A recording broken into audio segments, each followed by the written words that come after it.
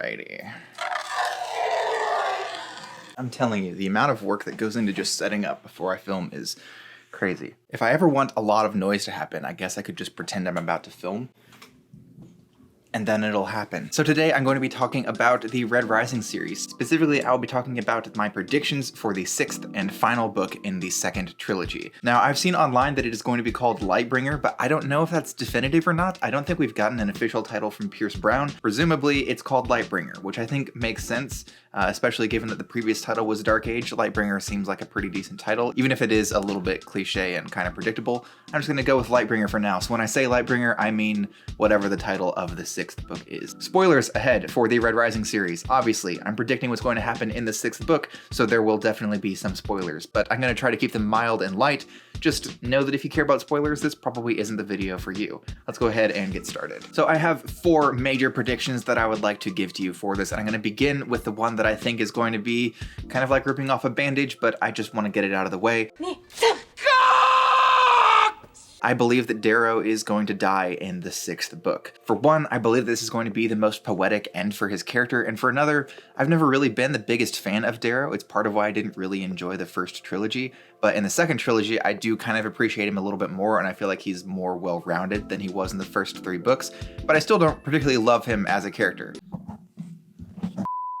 Although if Pierce Brown's MO is anything to go off of, all the characters I don't like get to live, while the characters that I love will die. Especially at the end of Dark Age, I lost my favorite character in the whole series, and that was horrible. See, I told you there were going to be spoilers. Not only is Darrow dying going to be the best ending that I think his character deserves, but it's also going to be the only way that I can see his society continuing to survive without a rebellion. Lots of people have been hurt by Darrow, including people who are part of the society that he lives in. We actually see this portrayed through the eyes of some of the characters in this 2nd trilogy, which is part of why I really enjoy the 2nd trilogy, is that Pierce Brown is going out of his way to paint Darrow as not being this great hero. He is a symbol that was necessary at a time, but he is no longer necessary, and at this point, he really needs to pay for a lot of the crimes that he has committed. Darrow needs to die in order for society to continue on normally. Now, of course, there could be a better ending in mind, but I really don't see Darrow getting a happy ending where he gets to live a life with his wife and kids, because I don't think Darrow would be happy with that ending regardless. We've seen several times that at least on a subconscious level, Darrow kind of wants to die, and he wants to die in battle. Now, going back to the word deserve that I used earlier, I don't think Darrow deserves to get exactly what he wants either. I believe that the best ending for Darrow would be a public execution for his war crimes, among other things. Additionally, it would be kind of symbolic if he dies in the same way that his wife Io died. That's kind of the best ending that I could think to give to Darrow. He gets to die, but he doesn't get to die exactly on his own terms, because he doesn't deserve to die in battle gloriously, as we get the impression that he has always wanted. Now, this is a prediction that I know that not a lot of people are going to like, because Darrow seems to be a huge favorite for people, and I definitely understand that. He is a pretty cool and interesting character, but he didn't really start sitting well with me until the 2nd trilogy, when the true nature of his crimes and who he is began to be a little bit more explored, not only through Darrow's own eyes, but through the eyes of the people around him. That's part of why I love the 2nd trilogy so much. So I believe Darrow is going to die. It's really just a matter of how, and I believe that the best way that he could die would be being hanged in the same way that his wife was. I'll get hung for this. No, Mr. Pyrrhic, not at all. Hanged? Yes. My second prediction, which is a little bit more of just something that I really want to see, is a duel between Lysander and Cassius. We've seen lots of awesome fights from Lysander's perspective. He may be my favorite fighter in the series at this point, more so than Darrow, honestly. The battles with him, especially in Dark Age, and the fights from his perspective were just incredible. I really enjoyed those battles, and I would love to see a duel between Lysander and Cassius. As we know from the end of Dark Age, and this is the spoiler I warned you about, Cassius is actually alive. I definitely saw it coming. The nature of Cassius's death earlier on in the series was suspicious, to say the least. As soon as I read that part, I thought, yeah, Cassius is not dead. He's gonna come back. It just took a while for him to come back, but we see at the end of Dark Age that Cassius is alive and well and is there to rescue Darrow. And that is going to put Lysander and Cassius at odds with one another, and I fully expect to get some sort of duel between the two of them. I would be really disappointed if we got to a point where Lysander and Cassius could duel one another, and instead it's just them exchanging words and it's over instead of an actual fight. I really want to see a well-written fight between the two of them. Now, my other part of this is that as part of that duel, Lysander is going to begin to have more seeds of doubt sown until he eventually comes to Cassius's side. Not Darrow's side specifically, but I think that he will eventually see why Cassius is siding with Darrow, at least to some degree. However, I would prefer for this to be more of a long game as opposed to they're fighting, then in the middle of the fight, Lysander's like, oh, you're right, and the fight ends. Rather, I would like to see either both of them survive or Lysander kill Cassius, but all of the things that Cassius had said to him in that moment are going to continue to turn in his head until we get to a pivotal moment in the future where he betrays Apollo and Atalantia and joins Darrow's side. And that is actually going to bring me to the third prediction that I want to mention today, because I'm going to continue on with Lysander here and suggest that Lysander not only joins with Darrow, but is also going to be part of the reason why Darrow ends up being hanged. I believe that Lysander is going to be the person who has the best vision for the future of society once we get to the point where he has gotten out of Atalantia's clutches. If he defects, I believe that he is going to end up being the person who is actually the titular character, the Lightbringer, or whatever the title may end up being. I believe that Lysander will dominate the last 25 to 30% of the 6th book, and he is going to end up being our hero in the end, who helps to build society in a more sustainable fashion than Darrow or Virginia could. Thirsty.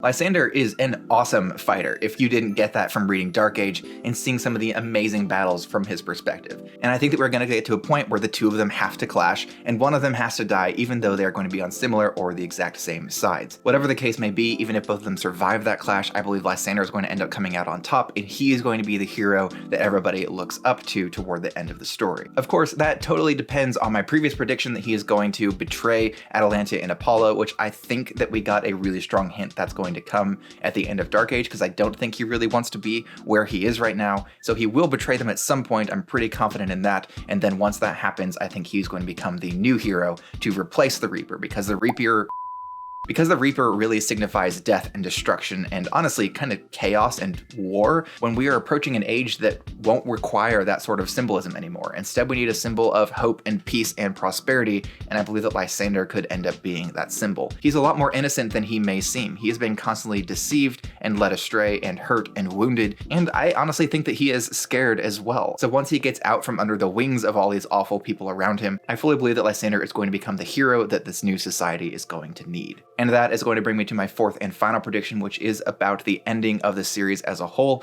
But before I get to that, I wanted to remind you that you can like, comment, and subscribe down below, all of which really help me out as I try to grow this channel. Just a quick reminder, let's go ahead and get to my fourth and final prediction, which is that we're going to start seeing society returning back to some semblance of normalcy. Not necessarily a good normalcy, but a normalcy in which we see the colors beginning to be oppressed again. Now, it may not be the same caste system, but I think we're going to see an ending where it is pretty close to that, or is beginning to lean more heavily on some of the awfulness that it had before. Now, this is really going to depend on how far into the future Pierce Brown writes the epilogue, but if he writes it several decades or so into the future and tells us what happens with this world later on, I fully expect that we are going to see that society is going to start collapsing in on itself, and in order to be sustained once again, they're going to go back to the color system and the caste system, with the golds being on top, or something similar to that. It may not be exactly the same system, but there will be some similarities, and we're going to start seeing society settle back into that semblance of normalcy. This may even start happening very early on in the epilogue, because with Darrow gone, we might see people more willing to compromise and less people willing to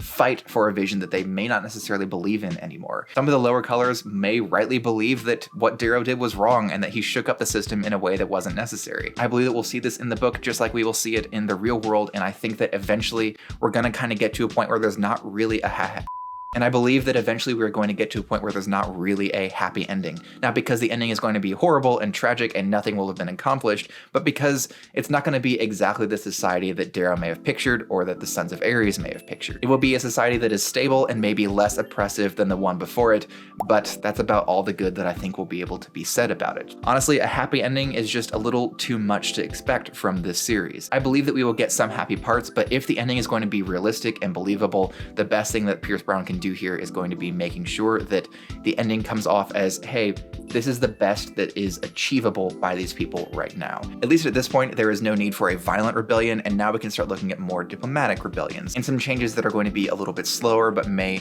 begin to churn over time. So I don't expect to see a complete reinstating of the caste system, but I do expect to see the beginnings of that developing once again. Those are my 4 predictions. Obviously, I could be completely wrong about all of these, to be honest with you. I kind of hope that I am, but only if Pierce Brown comes up with a prime way to make sure that these predictions are subverted and I see even better moments in this next book. I am really excited about the 6th book. Dark Age is my favorite sci-fi novel that I have read in the last year. I really enjoyed it, especially considering that I did not like the first trilogy. Loving Dark Age that much was fantastic, and I cannot wait to read this 6th book. Personally, I'm sitting here hoping that all of my predictions are wrong, but I guess we're going to find out when we get to that 6th book. If you have any predictions or you know of a reason why any of my predictions will definitely not be coming to fruition in this 6th book, I would love to hear about that. Go ahead and comment that down below. And after you've done that, if you would like to go ahead and watch another video from me, you can do so by clicking up here. And until next time, bye.